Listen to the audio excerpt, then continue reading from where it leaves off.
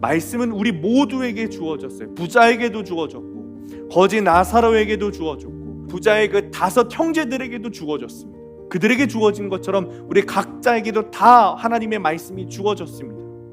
그런데 문제는 이 말씀이 들려야 한다는 거예요. 여러분, 지금 주님께서 오늘 본문을 통해 주시는 하나님의 말씀을 듣고 계시고, 그러나 여러분에게 이 말씀이 다 들리는 것은 아닙니다. 귀로 듣고는 있지만 여러분의 마음으로 들어야 되는 거예요. 말씀이 여러분에게 들렸다는 것은 전해진 말씀을 여러분이 삶으로 통과해서 여러분의 삶에 적용되어야 하는 겁니다. 오늘 말씀이 여러분에게 정말 들렸다면 귀로 들린 것이 아니라 정말 하나님의 말씀이 여러분의 마음과 영으로 들렸다면 설교 시간이 끝나자마자 성경을 펴고 주님께서 하고 싶으신 말씀이 무엇인지, 나에게 하시고자 하시는 말씀이 무엇인지 묵상하기 시작할 거예요. 남들에게 자랑하기 위해서 성경 읽고 성경 통독하고 성경 쓰고 성경을 듣는 것이 아니라 정말 내 삶에서 오늘 하나님께서 나에게 하시고 싶은 말씀이 무엇인가, 나에게 주신 말씀이 무엇인가,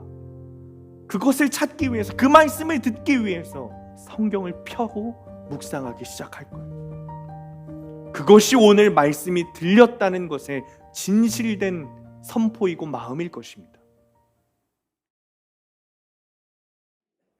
한 이발사가 예수님을 믿게 되었습니다. 그리고 예수를 믿으면 예수를 전해야 된다라는 것을 알고 복음을 전하기로 결단했습니다. 그런데 이 사람이 초신자라 어떻게 언제 무엇을 전해야 하는지 잘 모르겠는 거예요. 그런데 이발소에 한 손님이 들어왔습니다. 그 사람이 의자에 앉고 면도를 하기 위해서 의자를 뒤로 눕혔습니다. 요즘에는 많이 없어졌지만 옛날 이발소에서는 면도를 해주는 서비스가 있었습니다. 그래서 이 이발사가 손님에게 복음을 전하긴 해야겠는데 어떻게 전해야겠는가 도저히 모르겠는 거예요. 그래서 하나님께 주님, 제 입술에서 복음을 전할 수 있도록 도와주세요 라고 기도했습니다. 한참을 망설이다가 이 손님에게 면도를 해주려고 면도칼을 턱에 대면서 이렇게 말했습니다. 손님, 죽을 준비 되셨습니까? 말씀이 이 이발사 안에 충분하지 않기 때문에 일어난 해프닝인 것이죠. 오늘 말씀은 여러분 굉장히 유명한 말씀입니다.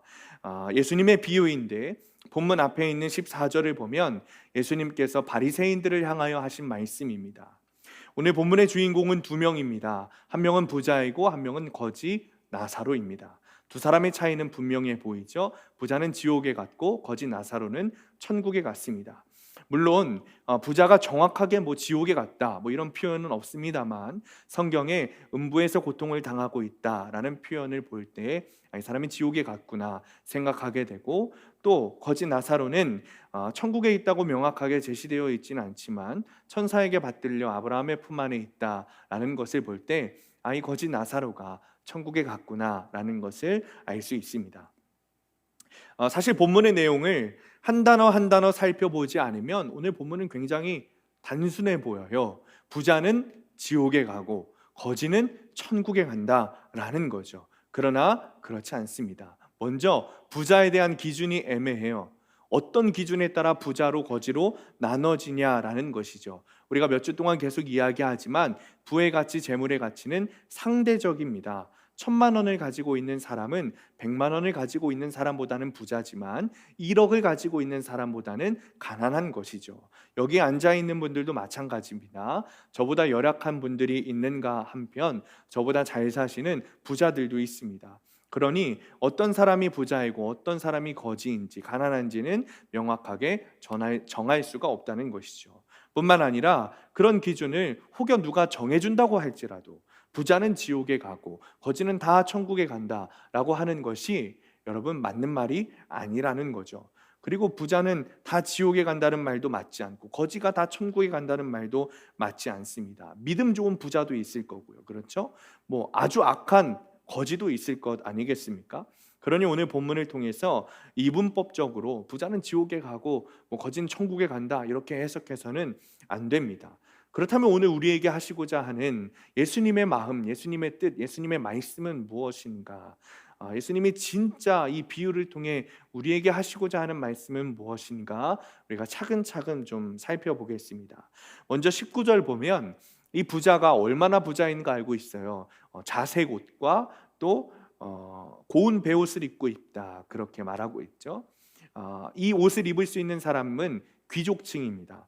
특히 이 자색 옷은 당시 왕족만 입을 수 있는 옷이었어요. 그러다 보니까 이 부자 집 앞에 거지 나사로가 헌데투성이로 대문 앞에 버려져 있습니다. 그리고 21절에 보니까 그 부자의 상에 떨어지는 것으로 배불리려고 하는데 개가 와서 헌대를 핥는 거죠. 헌대라는 뜻은 뭐냐면 악성 종기를 말하는 거예요. 지금 개들이 그것을 핥고 있는 거죠. 이 거지는 지금 부자의 상에서 떨어진 것으로 배를 치우려고 하는데 지금 개들이 그 악성 종기를 핥고 있는 상황이에요. 굉장히 고통스러운 장면이죠. 그런데 이들이 어떻게 되냐면 둘 다 죽어요. 16장 22절에서 24절 말씀 우리 함께 읽습니다. 22절부터 24절 시작.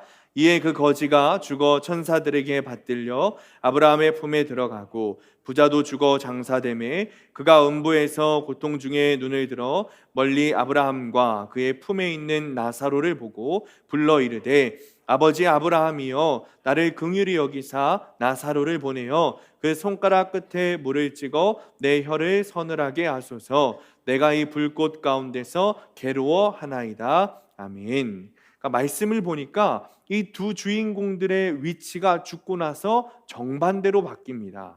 이 거지 나사로는 죽어서 천사들에게 받들려서 아브라함 품 안에 천국에 가 있고, 이 부자는 아주 음부의 그 권세에 아주 고통을 당하고 있는 것이죠. 얼마나 고통스러운지 아브라함에게 말하기를 나를 좀 긍휼히 여기셔가지고 당신 품 안에 안겨 있는 나사로의 손끝에 물을 붙여서 내 혀끝이 서늘하게 좀 해주세요라고 부탁하고 있습니다.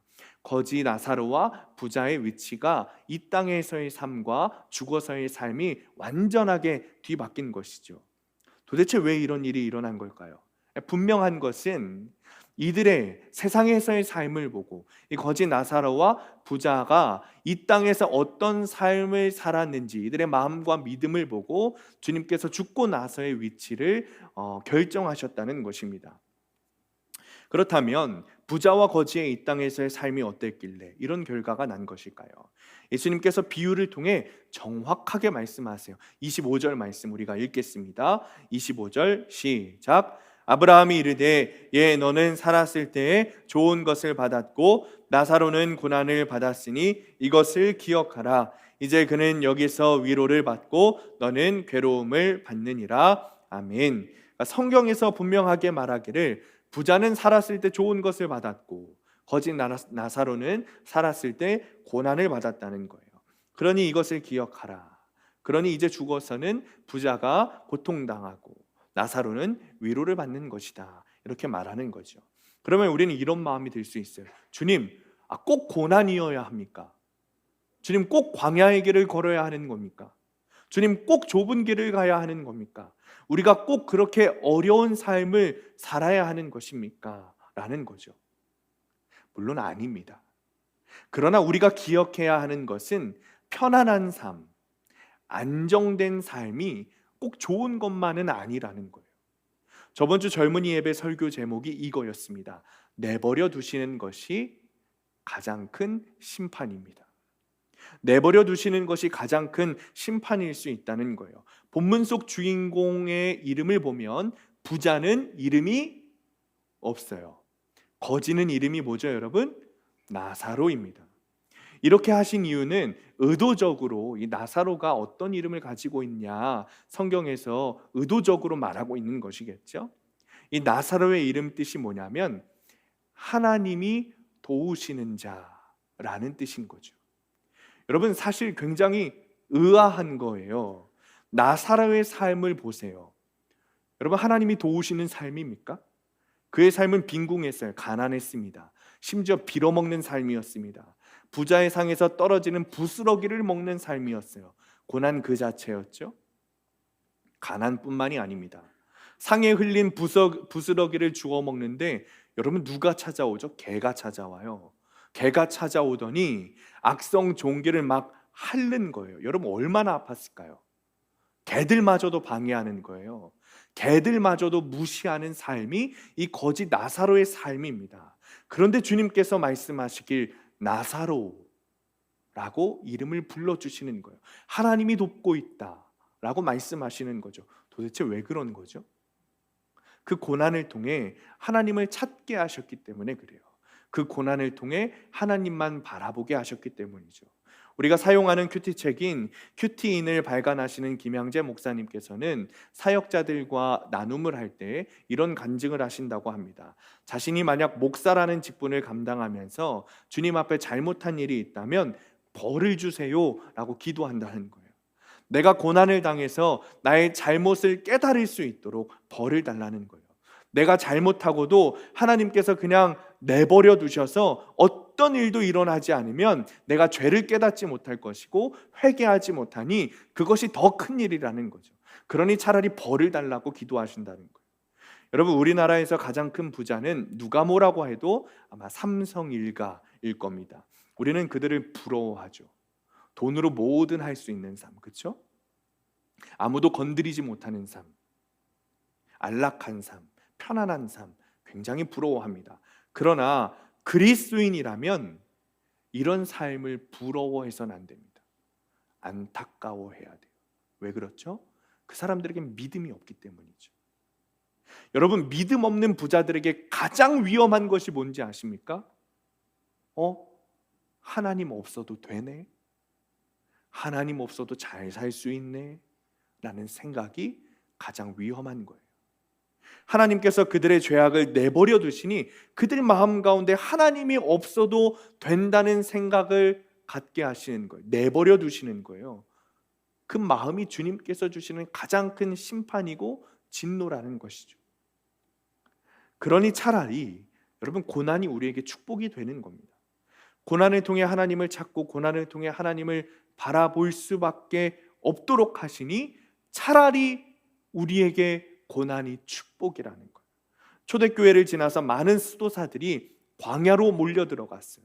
왜 그들이 갔을까요? 광야로. 광야에는 하나님만 바라볼 수밖에 없기 때문이죠. 다시 말하면 광야에서는 여러분 아무것도 없어요. 하나님을 바라보지 않고는 살 수 없는 곳이 광야입니다.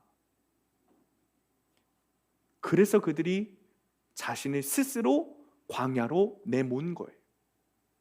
여러분 제가 올해 신방하면서 좋은 분위기를 깰까 봐 하지 못했던 이야기를 좀 하겠습니다. 신방을 가면 하나님께 감사한 이야기를 하세요. 보통 이런 이야기입니다. 우리 애들은 이렇게 잘 됐고 저렇게 잘 됐고 무슨 일하고 돈을 얼마나 벌고 너무 감사하다는 거예요.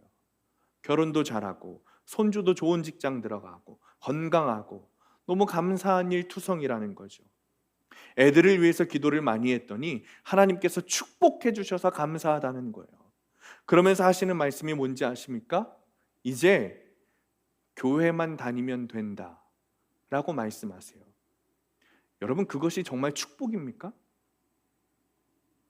예수를 믿지 않는데 결혼 잘하고 예수를 믿지 않는데 좋은 직장 잘 가고 공부 잘하고 좋은 학교 가고 돈도 잘 벌고 애들도 순푼순푼 잘 낳고 건강한 것이 정말 축복입니까? 하나님께서 내버려 두시는 심판 가운데 있다는 것을 왜 깨닫지 못하십니까? 차라리 고난 가운데 있어서 예수를 찾는 것이 축복인 줄 믿으셔야 합니다. 그래서 이 땅 가운데에서 고난이라는 고난을 다 받고 있는 이 나사로에게 하나님이 도우시는 자라는 이름을 주신 거예요. 다윗이 말년에 인구조사를 했습니다. 다윗이 인구조사를 한 이유 가운데는 하나님의 뜻을 거스르는 마음이 있었어요. 인구조사를 통해 사람의 능력을 통해 이 나라를 좀 통치해 보겠다는 마음이 다윗 가운데 있었던 겁니다. 불순종이죠. 그러자 하나님께서 다윗을 강하게 혼내십니다. 그리고는 7년간의 기근, 원수에게 쫓기는 것, 그리고 3일간의 전염병, 이 세 가지 벌 중에 무엇을 고르겠느냐 이렇게 말합니다. 그러자 다윗이 이렇게 대답해요. 사무엘하 24장 14절입니다.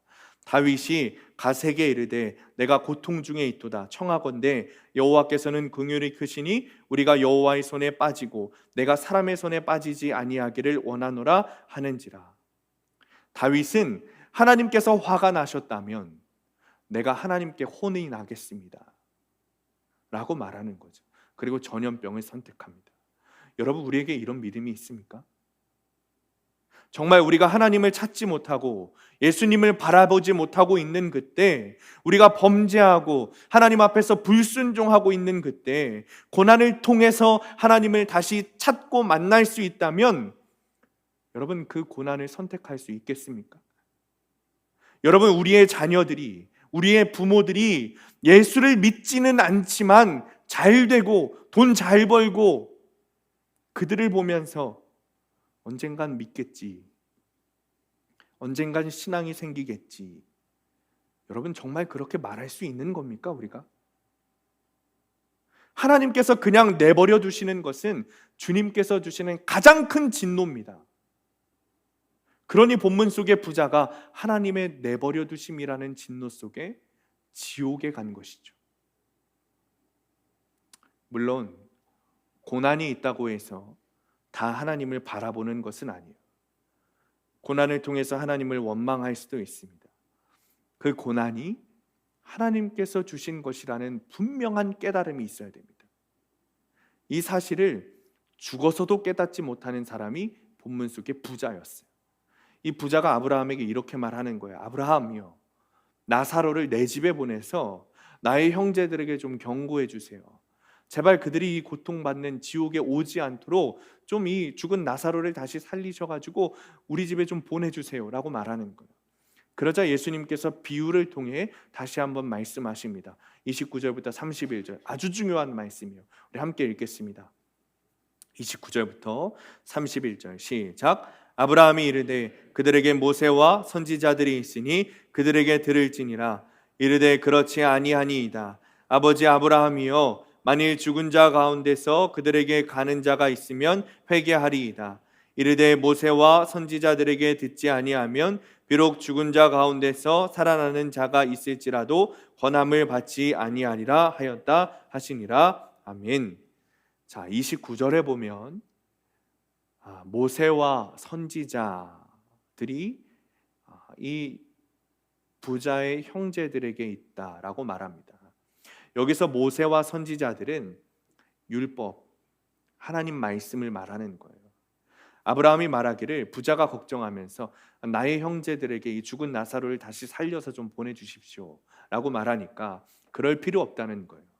왜죠? 그들에게 하나님의 말씀이 있다는 겁니다.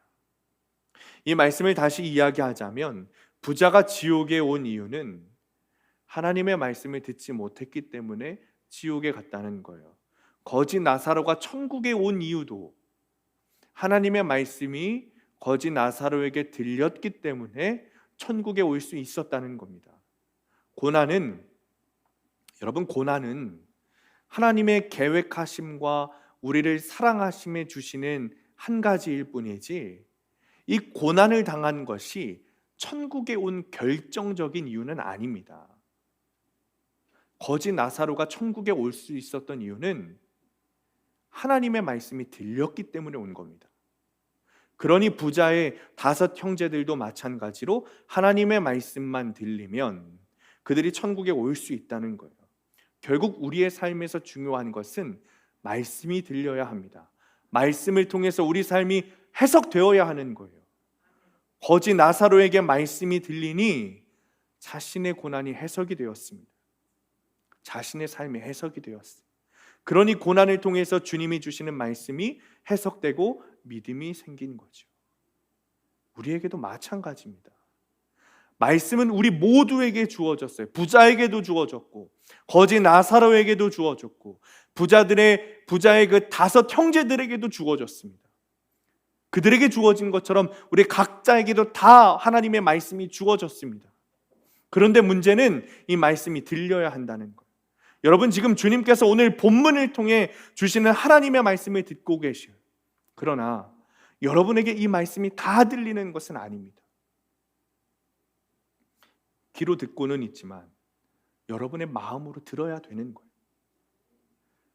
말씀이 여러분에게 들렸다는 것은 전해진 말씀을 여러분이 삶으로 통과해서 여러분의 삶에 적용되어야 하는 겁니다. 오늘 말씀이 여러분에게 정말 들렸다면 귀로 들린 것이 아니라 정말 하나님의 말씀이 여러분의 마음과 영으로 들렸다면 설교 시간이 끝나자마자 성경을 펴고 주님께서 하고 싶으신 말씀이 무엇인지, 나에게 하시고자 하시는 말씀이 무엇인지 묵상하기 시작할 거예요. 남들에게 자랑하기 위해서 성경 읽고 성경 통독하고 성경 쓰고 성경을 듣는 것이 아니라 정말 내 삶에서 오늘 하나님께서 나에게 하시고 싶은 말씀이 무엇인가, 나에게 주신 말씀이 무엇인가, 그것을 찾기 위해서, 그 말씀을 듣기 위해서 성경을 펴고 묵상하기 시작할 거예요. 그것이 오늘 말씀이 들렸다는 것에 진실된 선포이고 마음일 것입니다. 이 부자 나사로는 말씀이 들리지 않았기 때문에 음부의 고통 속에 지옥에 떨어졌어요. 거지 나사로는 말씀이 들렸기 때문에 천국에 있는 거예요. 사랑하는 성도님들, 여러분의 귀에, 여러분의 마음에, 여러분의 영에 하나님의 말씀이 들리시기를 축원합니다. 그냥 육체적 귀로 들리는 것이 아니라 정말 여러분의 마음에 주님의 말씀이 들려서 여러분의 삶이 변화되고 여러분이 정말 새 사람이 되기를 정말 간절히 축원합니다. 말씀이 들려야 합니다. 계속해서 매일매일 묵상하면서 내게 주시는 주님의 말씀이 무엇인지 들어야 되고 그 말씀이 들려야 되는 거예요. 혹시 이런 분들 계십니까? 목사님, 구원은 믿음으로 받는 것 아닙니까? 맞죠? 아주 당연한 말씀이죠. 구원은 믿음으로 말미암는 거예요. 그럼 그 믿음은 어디에서 오냐고요? 로마서 10장 17절에 믿음은 들음에서 나며 들음은 그리스도의 말씀으로 말미암았느니라. 여러분, 이제 제가 하도 말씀드려서 죄송스러울 지경입니다. 그런데 여전히 큐티하지 않으시고 여전히 말씀 묵상하지 않으시니 계속해서 이 말씀을 전할 수밖에 없는 거예요.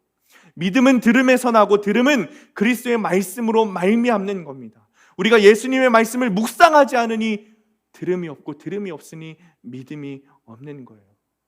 사랑하는 성도님들, 정말 여러분 안에 믿음이 있다고 확신하십니까? 그렇다면 여러분이 확신하는 그 믿음은 어디에서 주어진 것이냐고요. 여러분의 삶에서 예수 그리스도의 말씀이 없고 여러분의 마음에 예수 그리스도의 말씀이 들리지 않고 있는데 여러분이 있다고 확신하고 믿는 그 믿음이 어디서 왔냐고요. 믿음은 들음에서 나고 들음은 예수 그리스도의 말씀으로부터 오는 것입니다. 사랑하는 성도님들, 말씀 묵상하세요, 제발. 말씀으로 깨닫지 못하면 계속해서 깨닫지 못합니다. 29절에 아브라함이 부자에게 말하기를 하나님의 말씀이 너희 형제에게 들리면 그들이 천국에게 올 것이다 말합니다. 그런데 이 부자가 지옥에 있으면서도 깨닫지 못하는 것 같아요. 말씀이 들리지 않으니까 지옥에 있어도 깨닫지 못해요. 30절에 보면 부자가 다시 이렇게 말합니다. 아닙니다. 나의 형제들은 죽은 자 가운데서 누군가 살아나서 그들에게 나타나서 이야기해야 회개할 것입니다. 기적을 바라는 거죠. 어떤 기적을 바라는 거예요? 죽은 자 가운데 살아나서 그들에게 말을 해주는 기적이 있어야 나의 그 5 형제들이 예수를 믿을 거라는 거예요. 회개할 거라는 거예요. 우리의 신앙 중에도 체험을 원하는 신앙이 있습니다. 그런데 문제는 말씀 없이 체험만 구하는 기형적인 신앙이 될 수 있다는 거예요. 체험, 기적이라는 것은 주님께서 필요한 때, 적절한 때 우리에게 주시는 것인데 말씀 없이 체험만 경험하면 체험만 구하게 되는 아주 기형적인 신앙이 될 수 있다는 거죠. 대부분이 그렇습니다. 그러니 차라리 오히려 체험이 없는 것이 더 나을 때가 있습니다. 그러니 아브라함이 그들에게 말하는 거예요. 31절에 이르되 모세와 선지자들에게 듣지 아니하면 비록 죽은 자 가운데서 살아나는 자가 있을지라도 권함을 받지 아니하리라 하였다 하시니라. 그렇지 않아. 그렇지 않아. 그들이 하나님의 말씀을 듣지 않으면 아무리 모세의 할아버지가 다시 살아나서 그들에게 이야기해도 그들은 믿음이 없어. 그들은 회개할 수 없어. 이야기하는 거예요. 예수님께서 분명하게 말씀하십니다. 회개도 말씀이 들려야 할 수 있습니다. 말씀이 들려야 믿음이 생깁니다. 상담하면 이런 분들 계시죠. 목사님, 회개기도 하긴 해야겠는데 뭘 잘못했는지 모르겠어요. 무슨 잘못을 저질렀는지 기억이 안 나요. 회개가 안 됩니다. 저는 드릴 말씀이 하나밖에 없습니다. 말씀을 봐야 됩니다. 말씀을 깊이 묵상할 때 주님께서 내 죄를 찾게 하십니다. 회개도 말씀이 있어야 한다고 오늘 주님께서 분명하게 가르쳐주고 계십니다. 사랑하는 성도님들, 고난 가운데, 광야 가운데 계시다면 이렇게 생각하시고 믿으시면 돼요. 주님께서 아직 나를 버리시지 않으셨구나. 나를 붙들고 계시구나. 나를 놓지 않고 계시구나. 그리고 말씀을 통해서 이 고난을 주신 주님의 마음과 뜻을 분별하고 깨달아야 하는 겁니다. 하나님께서 나를 내버려 두신다는 것이 여러분 얼마나 무서운 말입니까? 잘못하면 야단치고 때려서라도 바로 잡아야죠. 여러분 정말 무서운 말은 야, 내가 너한테 두 손 두 발 다 들었다. 이제 너 내 자식 아니야.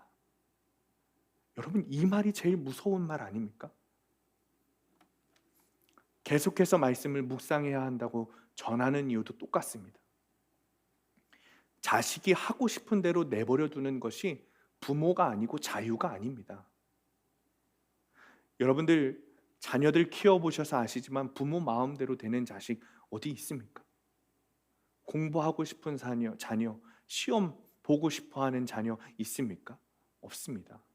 누구라도 하기 싫은 것이 공부고 시험입니다. 그러나 부모가 억지로라도 하게 하는 것은 반드시 필요한 과정이고 미래를 위한 일이기 때문이죠. 사랑하는 성도님들, 주님께서 우리 교회에 계속해서 이 큐티 말씀 묵상을 위한 주님의 마음을 부어주시는 이유도 똑같습니다. 이유가 이건 거예요. 우리 교회를 주님이 내버려 두시지 않는 겁니다. 주님께서 우리 교회를 포기하지 않으셨다는 사랑의 마음인 겁니다.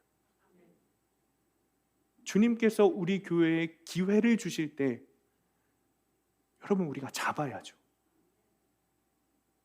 여러분 정말 그렇게 믿으십니까? 내버려 두시지 않으시고 계속해서 말씀하실 때 여러분 주님의 말씀에 순종하시기 바랍니다.